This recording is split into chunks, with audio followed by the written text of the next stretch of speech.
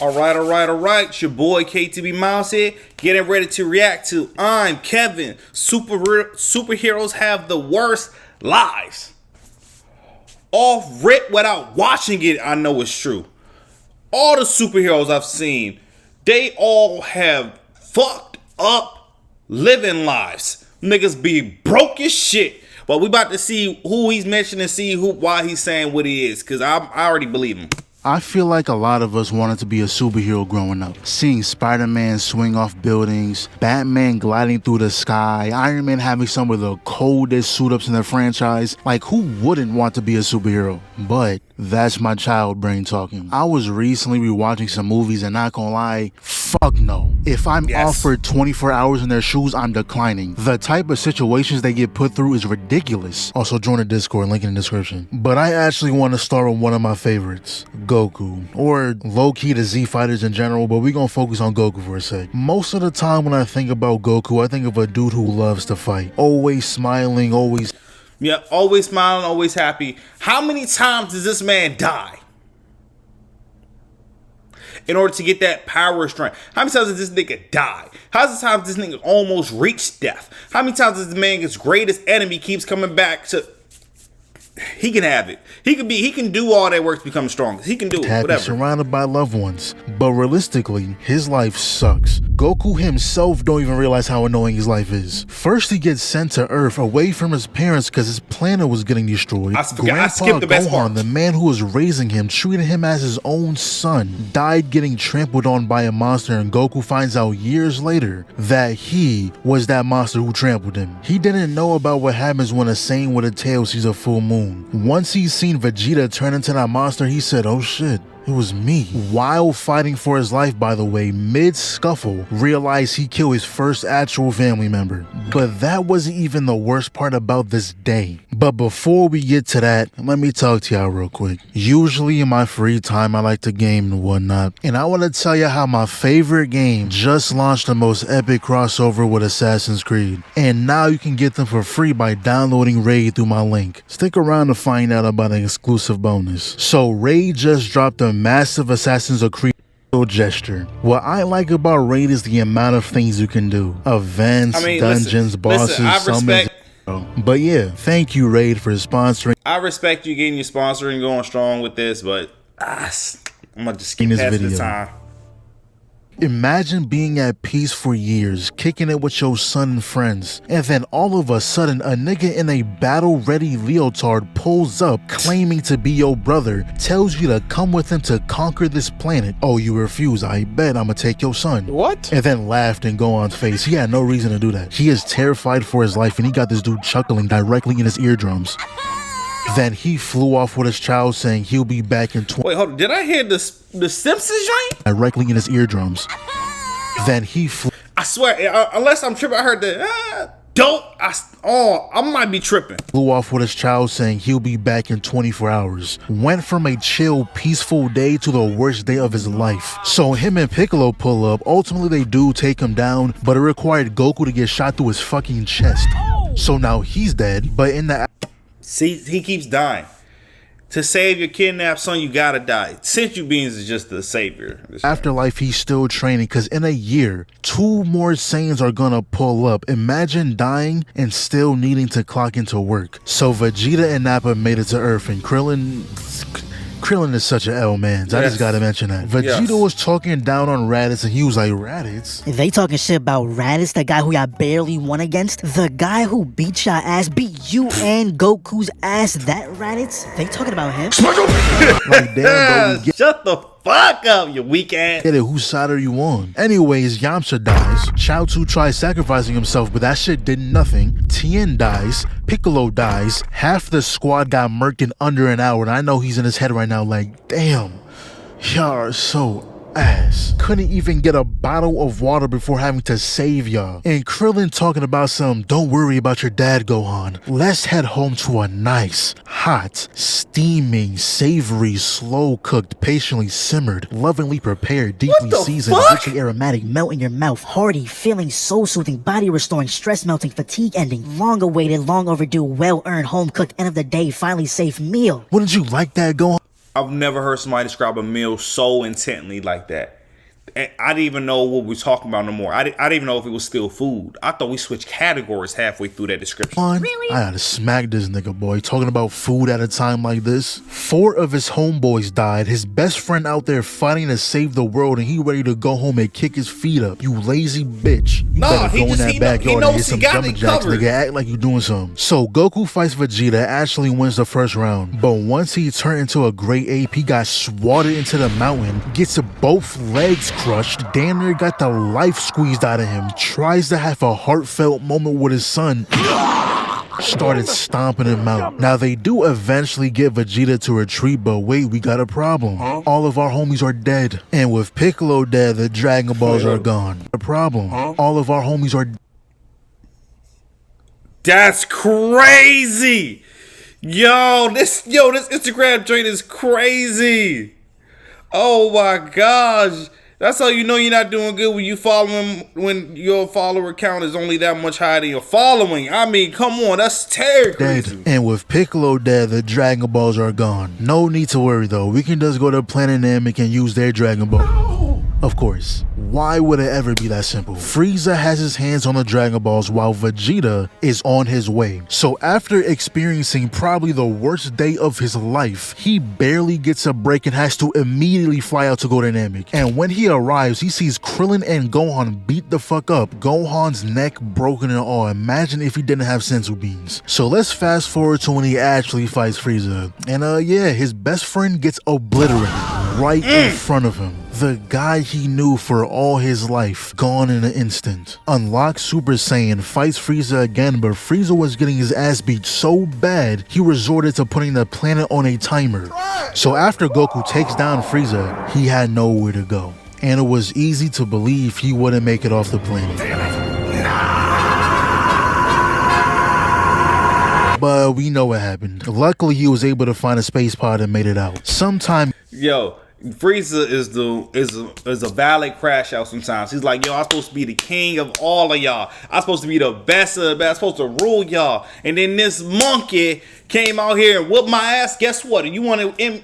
I'll blow this planet up with me. Goes by, and when Goku finally made it back to Earth, back to his family and friends, he's immediately hit with the news, hey, I'm from the future. 3 years from now, androids are going to emerge and make some shit shake. I'm talking everybody you love.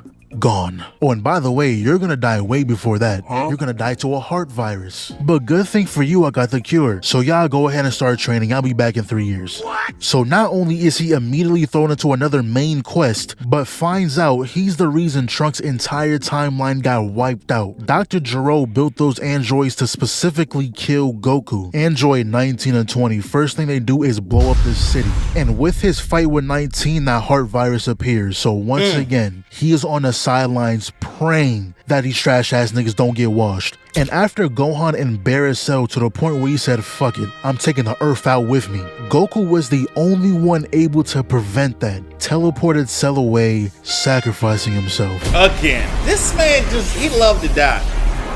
He be doing a smile on his face. Just for that nigga to come straight back.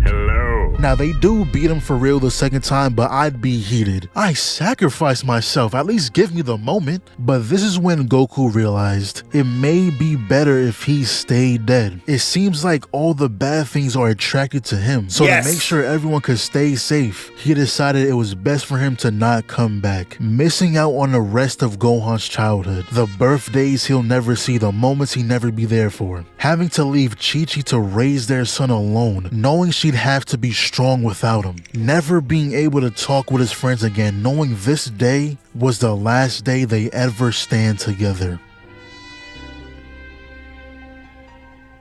So 7 years go by, 7 years of peace. Goku was given a day past the Earth, a singular day, and it just happens to be the day where he has to go up against a pure demon.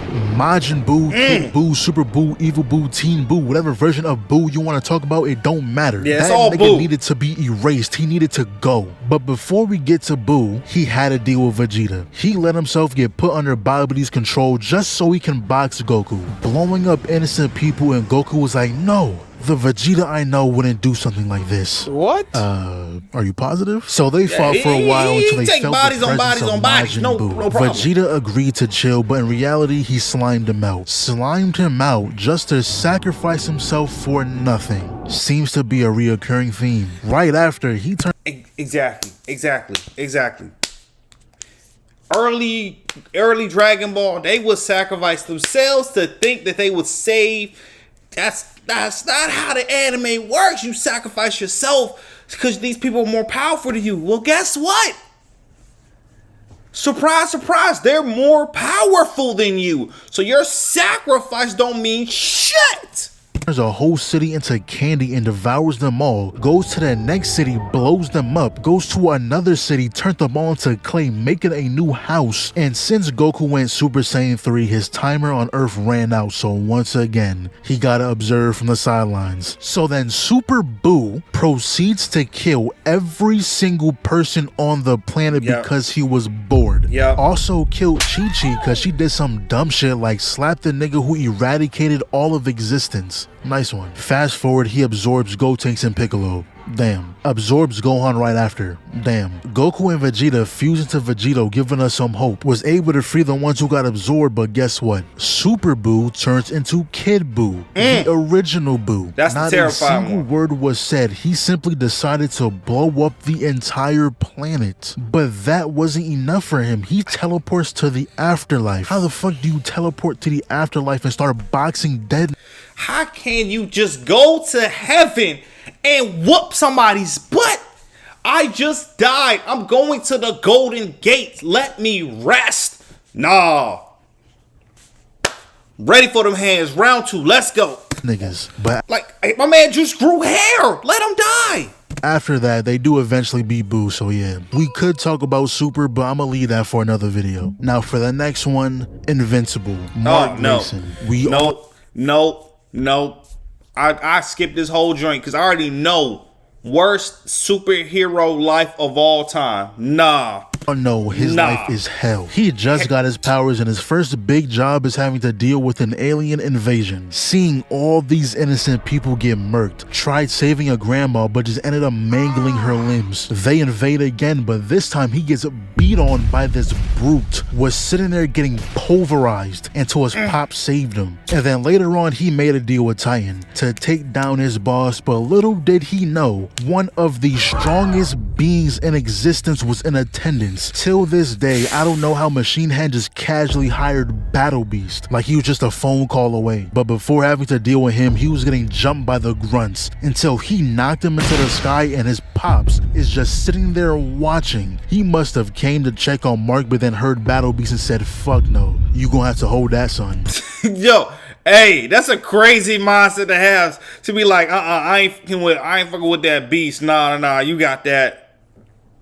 I think he didn't give a fuck about his son. Praying for your safe return. Then we cut back to Mark, got a little adrenaline rush. Yo, I ain't gonna lie, that Drewski joint hold was that, funny son. as fuck. Praying for your that Drewski joint. safe return. Then we cut back to Mark, got a little adrenaline rush, took out the grunts, but he was feeling himself a little too much. Humbled immediately, proceeds to get foot to the face, head palmed, picked up and beat straight back down. If I was Mark and I made it out of this, I'd vow to never help a living soul ever again. This day is actually time. Listen, if somebody steps on your head, I'm not sure if it was his head or his face, because there is a difference. If somebody steps on your head, just give up. Give up.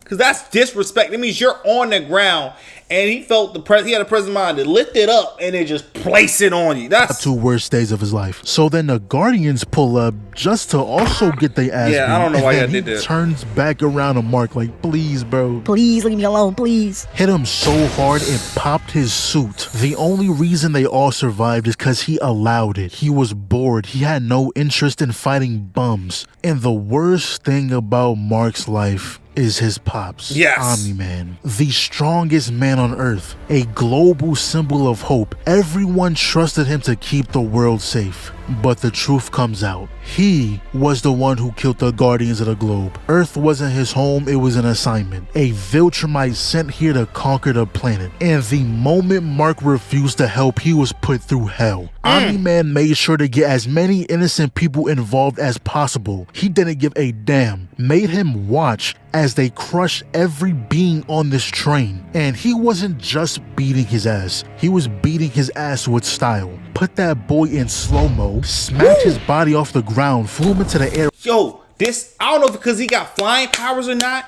but when this nigga gets hit to the ground so hard by these people, this nigga bounces back up. Like, while telling him how all these lives mean nothing. Humans are just insects. Then proceeds to play ping pong with his body until he flew him through a cruise ship. Did that just cause he can. He just wanted to hold them. Carnival stocks plummeted. And then he threw him into a mountain, causing an avalanche, killing the entire village. And then finally, the most iconic scene. He quite literally just starts violating him. Till this day, this is still one of the most ferocious ass beatings I've ever witnessed. Doing all this to his son. But even after all that, there's still something worse. Say the words. Something worse than Battle Beast. Something worse than Omni-Man. I'm sure you all. Okay, no, it's not. I thought he was gonna say the words that they had the physical, but that emotional shit, psychological. Nah. We gonna get this biggest ass whooping. Okay. I know where I'm going. Oh my gosh. Amber. What? No, Amber. I did not see that. Amber. And I would talk about season 2 and 3, but I already talked about those on the channel, so y'all go peep. But the next one on the list, Spider-Man. His life sucks. I'd be damned if I'm spending my free time saving the city and here comes J. Jonah Jameson spreading nothing but hate. Again, JJJ has 2 joints on here. J.K. Simmons is making these superheroes' lives bad. Fuck, JJJ don't care about peace with the heroes. On my name. He could have just saved a baby from a burning building and you'll hear Jonah on the radio, saved. He dangled an infant 50 feet in the air with no safety net. What? Like Jonah, the baby was on the 13th floor. Should we have taken the stairs? Craziest part is the citizens would hear that shit and believe it. I would have quit the millisecond I heard him on the radio. Yeah, the next time the Sinister Six is in town and you got a 7'9", 500-pound rhinoceros at your doorstep, don't call for Spider-Man. I won't be answering the call. But I don't think Jonah is the worst part. Worst part is after saving the city 300 times, he comes back home with a rent notice on the floor. All of these heroics and he's broke. Gets thrown through at least 12 walls a day and he still can't catch a break. Exactly why I couldn't be a hero. I started charging people. Exactly. How am I supposed to save everybody when I'm broke? I can't even pay for my dinner. And I'm supposed to be able to save all y'all, bruh. By the minute. If you're injured on a building and I swing you from a hospital and that trip took 5 minutes, I'm expecting $50 for my service. You refuse, I promise I'll swing you back up. Oh, but I thought you were a hero. Aren't you Spider-Man? Nah, I'm the black one. The black one. And there's oh, there you go. There you go. He said the black one. And then went to the black one, the Prowler version. Okay. So many situations that heroes are put in that if I was put in the same situation, I would have just left. Like at the end of Spider-Man 1 when he had to save MJ and the kids and Goblin came rushing in trying to impale him, bro. I'm dropping them. I'm sorry. He wouldn't have gotten a chance to get that close. I would have been at the top of the bridge by now. Or later on, when he caught a grenade to the face, I'm calling a timeout. I realized I'm in over my head. I wasn't expecting to be fighting real demons. Or when the Goblin came back in No Way Home putting the beats on Tom. He ate his hit and then punched him out the window. Allowed him to get a barrage of hits off just to laugh in his face and then proceeded to slam him through the floor. Picked his ass up, busted his back on the ceiling, and then spears him through multiple floors. And then not even that, what he did to Aunt May that broke the hearts of millions. 5 to be exact. And then he kills Aunt May. Would have been my last night wearing the mask. Never in my life have I seen him get beat like that. But even simple stuff like running out of webs. And that happened multiple times. And each time it was his back taking that hit. Yes. I'm taking at least a week break from swinging after that. I can still do my basic heroic deeds, but I'm using public transportation. I'm gonna be too afraid to jump off rooftops. And even later on when he's fighting Doc Ock, out of everyone in the crowd, he just happens to grab my aunt. I bet if Peter was a bank teller, this would never have happened. Being a superhero just gives you negative luck. He was really chilling at a coffee coffee shop and the nigga threw a car at the window. What? He tells Peter to tell Spider-Man to meet him somewhere. And of course, Peter's gonna say, hey man, I don't know where he's at. Then runs off with MJ like, gosh, again? He Can't got do kidnapped shit. the last movie. But I mean, at least he still has his girl. Cause, you know, Andrew, Ooh. not so lucky. And every Spider-Man has to go through their best friend wanting to kill him. But out of all three, Tom had it the worst. He had it all, but then lost it all. Had Aunt May, a roof over his head, not worrying about rent, but now she's gone. Had Tony Stark, the father figure in his life, but now he's gone. At the end of No Way Home, a spell was casted that had everyone forget who Peter Parker was. So he lost MJ, Ned, anyone who knew who he was. Oh, and Yeah, they're all still alive. But he can see them, talk to them, but they don't know this nigga exists. This nigga has a girlfriend. This nigga has a best friend. Oh my, thank goodness his mom's dead. His grandma's dead. Nah, fuck his aunt.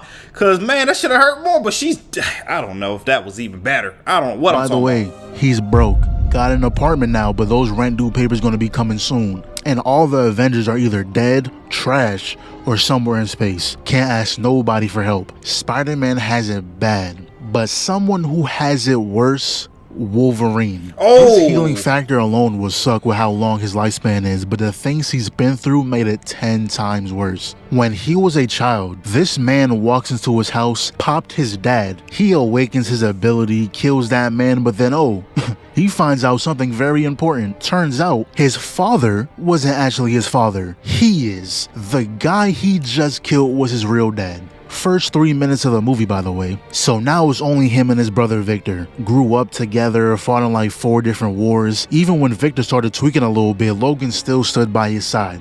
That's until Victor really lost it when he was okay with killing an innocent man. So Logan said, yeah, no, I'm out of here. Went their separate ways. Fast forward to when he found himself a girl, living the good life,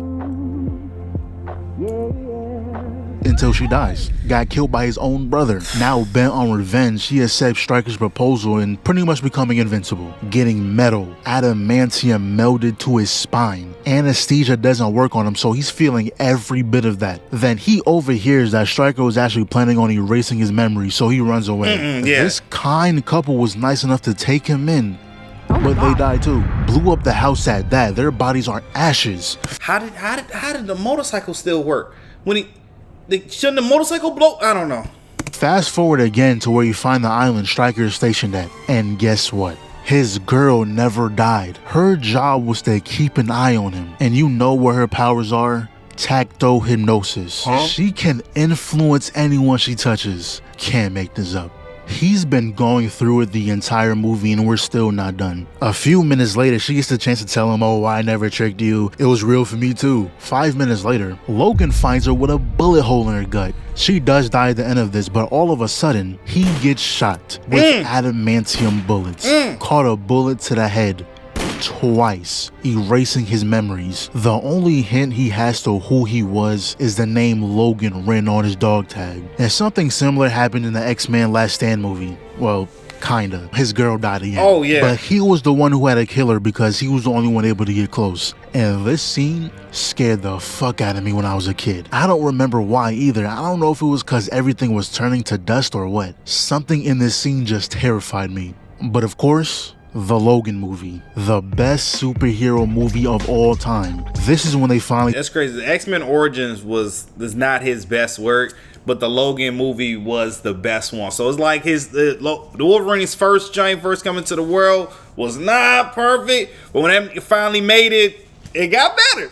Stop pushing us in a stroller and let us walk on our feet. This is what Wolverine is supposed to feel like. In the other Wolverine movies, he'd stab someone and no blood would be seen, but in this, full body parts were flying. But even so, it was depressing. A movie about old man Logan trying to live out his final moments with a sick Charles. The X-Men are gone, mutants are now on the brink of extinction, and the adamantium fused with him that once felt like finding a gold scar is now poisoning his body. I'm pretty sure his original plan was to buy a boat, sail away with Charles, stay with him until the end, and when Charles was gone, use that single adamantium bullet to take himself out. Now, of course, that didn't happen. Instead, he had to watch Charles bleed out, and the one who did it was a clone of himself. Now, if you don't know, Charles is the one who gave Logan a purpose after he lost his memories. So that was kind of like losing his father. Yeah. So after that, he dedicated the rest of his life to helping Laura, aka his daughter,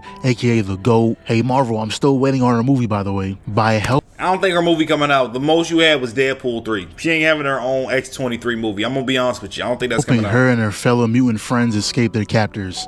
But in the process, had this fire ass scene. Like, I can't talk about this movie and not glaze this, bro. Berserk Logan. That's why he's the GOAT!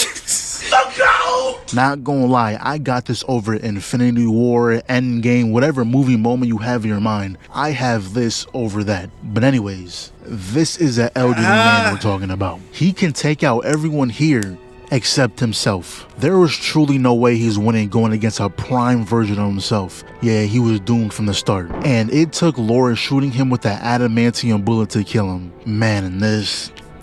the first time the entire movie, she calls him dad.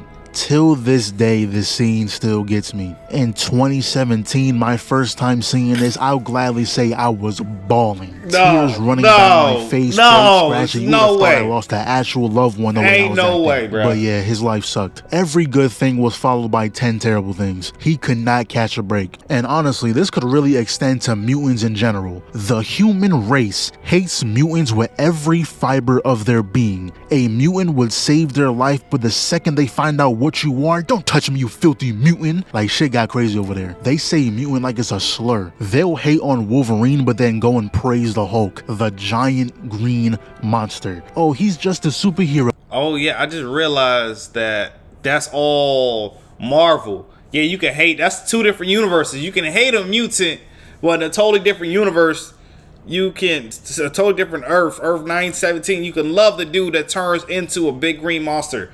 But they did hate that nigga for a while too. He did have a bad life too. If you want to put somebody else who had a bad life, you could also put the Hulk, for real. The X-Men universe was just completely separate from the MCU, like a whole different timeline where people don't like anything that isn't normal, but Deadpool made it seem like everything was connected. So at this point, I don't know. Yes. Whatever side of the world the X-Men are on is pure racism. Like, there was a whole war going on, thousands of them in captivity. Humans built machines that adapt to every mutant ability, and honestly, we lost. The mutants lost. Logan had to go back in time to make sure the war never started. And even in the Logan movie, we find out they made a drug that stops the birth of mutants. Like, they did not like them at all. But the next one, we got Bruce Wayne. Oh, as a my child, God. he witnessed I forgot both his about parents this. get murdered. Yeah, So it's he so became many. Batman, Oh, my goodness. putting fear into criminals' hearts to make sure no one else ever went through the same pain. Sounds great, right? But everyone wants to be Batman until it's time for the mandatory Bane beating, until Bane snaps your fucking spine, or just having to deal with the Joker. He's the type of nigga to strap a bomb to a baby's chest and tell you, so Batman, will you save the baby or stop the gas leak in a daycare 100 miles from here? It's like it's all fun and games until he gives you an impossible choice. And not to mention how he barely gets any downtime. At night, he's protecting Gotham, and during the day, he's running one of the biggest companies in the world. All shits and giggles until you're off 40 minutes of sleep. Or how he has to worry about the people he works with getting hurt. Barbara getting paralyzed, Jason Todd getting tortured, Lucius getting blown up if we're talking about the games, Nightwing dying to a fucking stick. Like, I'm sure he blames himself. Oh my gosh, when Nightwing lost to his, I saw one of the animated movies when Nightwing lost to his stick getting thrown by Batman's son, hitting him in the head and then killing. Oh my gosh. Yo, they had her. That's like your adopted son. I mean, that's like your real son killing your first adopted son and your favorite son. It's, oh my gosh, heartbreaking is nothing. For most of those too. Like, imagine waking up one day seeing Scarecrow douse a random diner with fear toxins, and then hacking into the billboard saying this is only the beginning, so now the entire city is getting evacuated, and now all that fills the streets are a bunch of criminals doing random stuff like flipping cars. Like, did you get joy out of that? What was the purpose? And then all of a sudden some guy calling himself the Arkham Knight pulls up with a weird obsession to Batman. At the start, we had no clue who this was, so I know Batman was just like, dude, who are you? Even later on, the entire city gets flooded with toxins. Like, he did all this in one night on a random Tuesday. Also, this wasn't a main mission, but it should have been. When Catwoman got kidnapped by the Riddler. Now, that was my main priority. Fuck whatever Scarecrow got going on. I have more important things to do. Hey, you gotta save my... Hey, forget all that, world's coming into one and blah. Let me save my girl. Speaking of her, one of the worst things is Batman's canon event. Meeting Catwoman, Selina Kyle. And it must work the same way it does in a Spider-Man movie. His canon event is to meet her and never get with her, or it's a one-night type thing. Because if he goes any further than that, the universe is going to get unstable, going to start unraveling, and I promise if I was Batman, we're all dead. At the end of the Batman movie, when Selina said, yo, you should come with me, yes, immediately, I was hoping you were going to say that. Ashley, I hid my suitcase around the corner, I'm ready. Gotham would have never seen me again. But yeah, that's all I got for now. Probably gonna do a part 2, so put some superheroes down in the comments. Movies, cartoons, comics, just anyone's whose life that has been terrible. Yo, I'm Kevin. You really killed this joint, bruh. You really show how awful these niggas' lives be. This shit is terrible. Oh my God, they have no pluses. There's no plus to being a superhero other than your superhero name being like, yay, thank you for him. Everything else is utter garbage. It's trash. You don't want that shit. Thank you for showing me. It's terrible. Fuck a costume. Never wear another Batman costume or Spider-Man costume. Forget that shit. But yo, that is Superheroes Have the Worst Lives by I'm Kevin. Make sure y'all like, share, and subscribe. KTB Miles out. Peace.